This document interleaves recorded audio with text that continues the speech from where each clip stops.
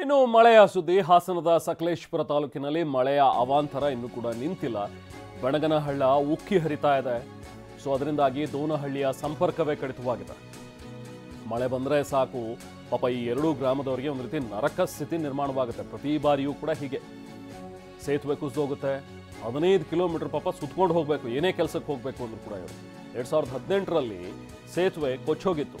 ಅದನ್ನು ದುರಸ್ತಿ ಮಾಡಿಸಿ ಸರಿ ಮಾಡಿ ಅಂತ ಹೇಳಿದ್ರು ಕೂಡ ಅಧಿಕಾರಿಗಳು. ಹಾಸ್ಪಿಟಾಲಿಟಿ ಕ್ಷೇತ್ರದಲ್ಲಿ ಜಾಗತಿಕ ವೃತ್ತಿಯ ಕನಸು ಇದೆಯಾ? ಜಾಗತಿಕ ಅಧ್ಯಯನ ಉದ್ಯೋಗ ಅವಕಾಶಗಳೊಂದಿಗೆ ಭಾರತದ ನಂಬರ್ 1 IIHM ನಲ್ಲಿ ಓದಿ. ಪ್ರವೇಶ ಆರಂಭವಾಗಿದೆ, ಈಗಲೇ ಸೇರಿ.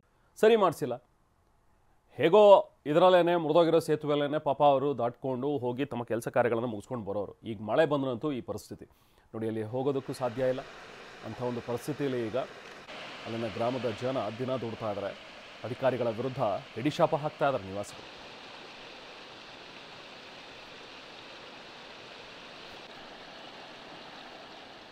ಇದರ ಬೆನ್ನಲ್ಲೇ ಈಗ ಸಕಲೇಶಪುರ ತಾಲೂಕಿಗೆ ಕ್ಷಣ ಕ್ಷಣಕ್ಕೂ ಮಳೆಯ ಆಘಾತ ಸಿಗ್ತಾನೆ ಇದೆ. ಜಿಟಿ ಮಳೆಗೆ ಹೆದ್ದಾರಿ 75 ಅಲ್ಲಿ ಗುಡ್ಡ ಕುಸಿತಾ ಇದೆ. ಹೆಗ್ಗದ್ದೆ ಮಾರನಹಳ್ಳಿ ಬಳಿ ಒಂದು ಭಾಗದ ರಸ್ತೆ ಈಗಾಗಲೇ ಬಂದಾಗ್ಬಿಟ್ಟಿದೆ. ಒಂದು ಭಾಗದ ರಸ್ತೆಯನ್ನೇ ನುಂಗಾಕ್ಬಿಟ್ಟಿದೆ ಈ ಗುಡ್ಡದ ಮಣ್ಣು. ಶಿರಾಡಿ ಘಾಟ್ ಮಾರ್ಗದಲ್ಲಿ ವಾಹನ ಸಂಚಾರ ಸದ್ಯಕ್ಕೆ ಬಂದ್ ಮಾಡಿದ್ದಾರೆ. ಬೆಂಗಳೂರು ಮಂಗಳೂರು ನಡುವಿನ ಮಾರ್ಗ ಬದಲಾವಣೆ ಮಾಡಿದ್ದಾರೆ. ಮೂಡಿಗೆರೆ ಮಾರ್ಗವಾಗಿ ಹೋಗಿ ಅನ್ನುವಂಥದ್ರ ಬಗ್ಗೆ ಸೂಚನೆಯನ್ನು ಕೊಟ್ಟಿದ್ದಾರೆ. ನೋಡಿ, ಅಲ್ಲಿ ರಸ್ತೆಯ ಮೇಲೆ ಬಿದ್ದಿರುವಂಥ ಮಣ್ಣು. ಸೊ ಒಂದು ಸೈಡ್ ಕಂಪ್ಲೀಟ್ ಈಗ ಬ್ಲಾಕ್ ಆಗಿದೆ. ಇನ್ನೇನಿದ್ರು ಕೂಡ ಒಂದು ಕಡೆಯಿಂದನೇ ಹೋಗೋದು ಬರೋದು ಎರಡೂ ಕೂಡ. ಸೊ ಈಗ ಜಿಲ್ಲಾಡಳಿತದಿಂದ ಬರಬೇಕು ಇಲ್ಲಿ ತೆರವು ಮಾಡುವಂಥ ಒಂದು ಕೆಲಸ. ಬಟ್ ತೆರವು ಮಾಡಿದ್ರೂ ಕೂಡ ಮಳೆ ಹೀಗೆ ಕಂಟಿನ್ಯೂ ಆಗ್ತಾ ಇರೋದ್ರಿಂದ ಮತ್ತೆ ಗುಡ್ಡ ಕುಸಿಯುವಂಥ ಭೀತಿ ಇದ್ದೇ ಇದೆ. ಸೊ ಹಾಗಾಗಿ ಸದ್ಯಕ್ಕೆ ಈ ಮಳೆಯೆಲ್ಲ ನಿಲ್ಲೋವರೆಗೂ ಕೂಡ ಯಾರು ಈ ಕಡೆಯಿಂದ ಸಂಚಾರ ಮಾಡಬೇಡಿ.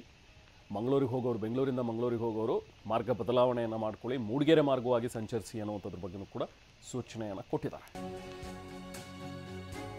ಇನ್ನು ರಾಜ್ಯದಲ್ಲಿ ಮಳೆಯ ಅಬ್ಬರ ಜೋರಾಗಿದೆ. ಸೊ ಹಾಗಾಗಿ ಇವತ್ತು ಕೂಡ ಕೆಲವೊಂದಷ್ಟು ಶಾಲಾ ಕಾಲೇಜುಗಳಿಗೆ ರಜೆ ಕೊಟ್ಟಿದ್ದಾರೆ. ಕೊಡಗು ಜಿಲ್ಲೆಯಲ್ಲಂತೂ ಇವತ್ತು ಎಲ್ಲ ಶಾಲೆಗಳಿಗೂ ಕೂಡ ರಜೆ ಘೋಷಣೆ ಮಾಡಿದ್ದಾರೆ. ಇನ್ನು ಹಾಸನ ಜಿಲ್ಲೆಯ 5 ತಾಲೂಕುಗಳಿಗೆ ಇವತ್ತು ಶಾಲೆಗಳಿಗೆ ರಜೆ ಇದೆ. ಅದರಲ್ಲಿ ಆಲೂರು, ಅರ್ಕಲ್ಗೂಡು, ಸಕಲೇಶಪುರ, ಹೊಳೆನರಸೀಪುರ ಜೊತೆಗೆ ಹಾಸನ ತಾಲೂಕು. ಸೊ ಇಲ್ಲಿ ಶಾಲೆಗಳಿಗೆ, ಅಂಗನವಾಡಿ ಮತ್ತು ಶಾಲೆಗಳಿಗೆ ರಜೆಯನ್ನು ಕೊಟ್ಟಿದ್ದಾರೆ. ಇನ್ನು ಚಿಕ್ಕಮಗಳೂರು ಜಿಲ್ಲೆಯ 5 ತಾಲೂಕುಗಳ ಶಾಲೆಗಳಿಗೂ ಕೂಡ ರಜೆ ಇದೆ. ಕಳಸ, ಮೂಡಿಗೆರೆ, ಶೃಂಗೇರಿ, NR ಪುರ ಮತ್ತು ಕೊಪ್ಪ ಇಲ್ಲಿ ಶಾಲೆಗಳಿಗೆ ರಜೆಯನ್ನು ಘೋಷಣೆ ಮಾಡಿದ್ದಾರೆ. ಹಾಗೆ ಉತ್ತರ ಕನ್ನಡ ಜಿಲ್ಲೆಯ 2 ತಾಲೂಕುಗಳು ಇಲ್ಲಿ ಶಾಲೆಗಳಿಗೆ ರಜೆ ಇದೆ. ಜೊಯ್ಡಾ ಮತ್ತು ದಾಂಡೇಲಿ ಈ ತಾಲೂಕುಗಳ ಶಾಲೆಗಳಿಗೆ ರಜೆ ಘೋಷಣೆ ಮಾಡಿದ್ದಾರೆ. ಇನ್ನು ಉತ್ತರ ಕನ್ನಡ ಜಿಲ್ಲೆಯಲ್ಲೂ ಕೂಡ 2 ಶಾಲೆಗಳಿಗೆ ನಾನು ಹೇಳ್ತಾ ಇದ್ದೆ, ದಾಂಡೇಲಿ ಮತ್ತು ಜೊಯ್ಡಾ ಇಲ್ಲಿ ರಜೆ ಇರುತ್ತೆ. ಇನ್ನು ದಕ್ಷಿಣ ಕನ್ನಡದಲ್ಲಿ ಬೆಳ್ತಂಗಡಿ ತಾಲೂಕಿನಲ್ಲಿ ಶಾಲೆಗಳಿಗೆ ರಜೆ ಕೊಟ್ಟಿದ್ದಾರೆ.